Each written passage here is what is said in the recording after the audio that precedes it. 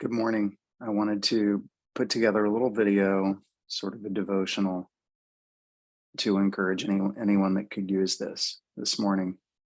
We're pulling together kind of a team of people that are trying to create things that have various initiatives on mission, leading micro churches or facilitating groups of people in their homes. But if that's not you yet, I still wanted to give you some stuff that would encourage you, uplift you this morning. So I'm going to give you Luke 18 is what I'm going to read from. In verse 9, it says this: He also told this parable to some who trusted in themselves that they were righteous, and they treated others with contempt. Two men went up into the temple to pray, one a Pharisee, the other a tax collector. The Pharisee, standing by himself, prayed, God, I thank you that I'm not like other men and women, extortioners, unjust, adulterers, or even like this dude, tax collector. I fast twice a week. I give tithes of all that I get.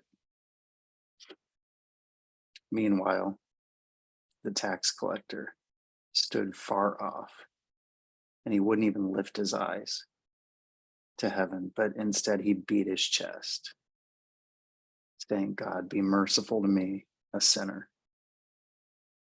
I tell you, this man went down to his house justified rather than the other. For everyone who exalts himself will be humbled, but the one who humbles himself will be exalted.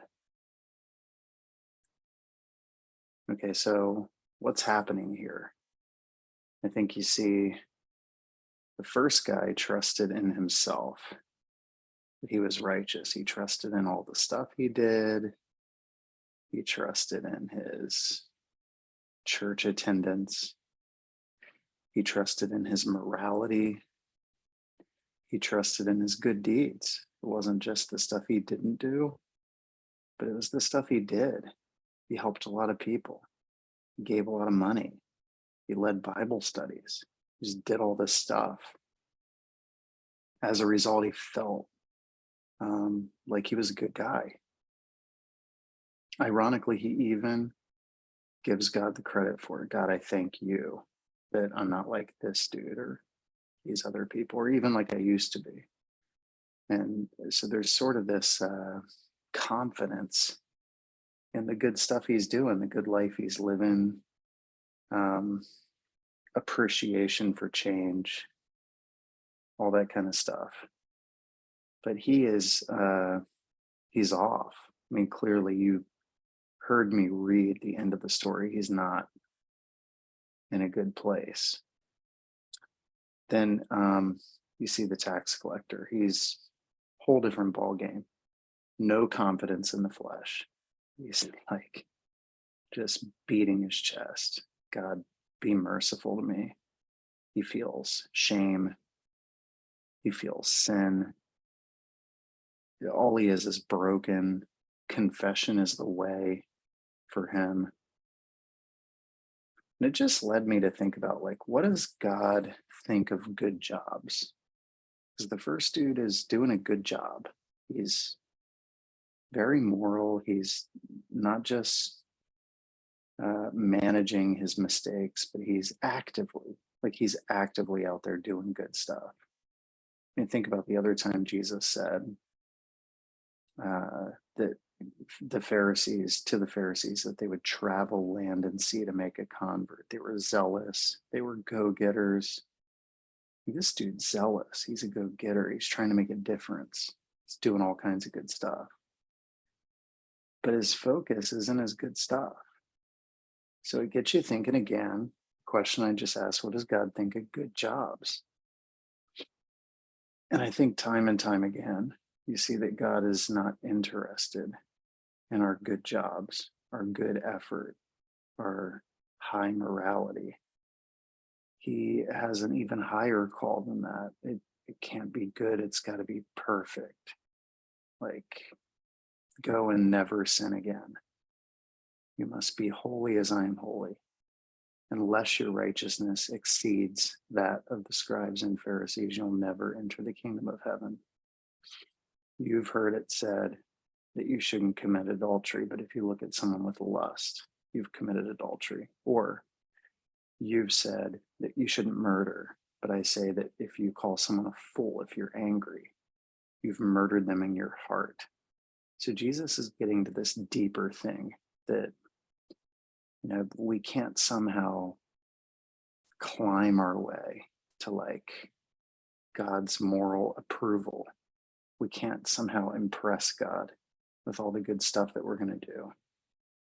That deep down there's a deeper problem. There's something insidious, and that we're in this marinade of brokenness. Like no matter how hard we try, it's like never enough, never feels like enough. You do good deeds, but sometimes not for good motives. Or someone doesn't appreciate it and you're ticked off. Or you do it to be seen by others. Or you do good deeds one day, but the next day you just are so frustrated and agitated by the people around you. Now you're good on the odd days or the even days, but not every day. And so there's this overwhelming, exhausting, like you just can't do it all. 613 laws. You can't pull it all off. The purpose of the law, Paul said, was to be a schoolmaster, to show us that we're not Jesus. We're broken. We're tired. What does Jesus say to broken and tired people? I've come to save sinners. I've come not for the righteous, but for sinners. Come to me, all you who are weary and heavy laden, and I will give you rest. That's why the story is so important. The second guy is just weary. The second guy is broken. The second guy knows he's a sinner. He's just beating his chest, crying out to God. Show mercy, forgive me, love me. And that's what God does. He resurrects the dead. He forgives sinners. He gives life to the dry bones. All we need to do is recognize that we're a mess. God resists the proud, but gives grace to the humble. I don't want to be the person that God resists. So I think the challenge, the encouragement this morning is that we would see ourselves as imperfect and call out to God, that we would take no confidence in the flesh, in our ability, in our performance, in the good stuff we do, but instead we just cry out to God as I don't have it all together. I am imperfect. As hard as I try, the things I want to do, I don't do. The things that I don't want to do, I do. Wretched man that I am, who will save me from this body of death? And Romans 7 says, thanks be to God. That's what Jesus does. He saves people from this body of death. So really the story is about how exalting ourselves is the real danger.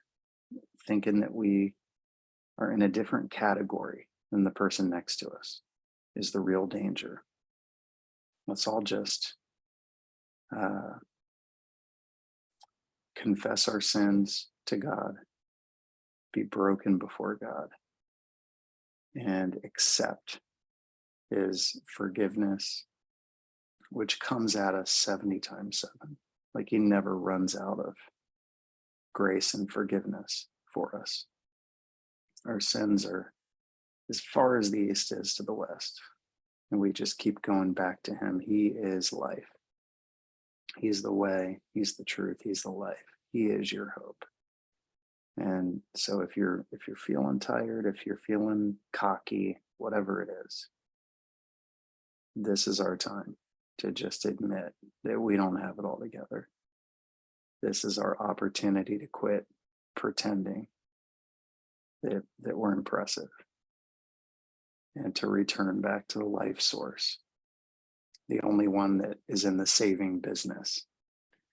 I hope this encourages you this morning. and uplifts you. Have a great day.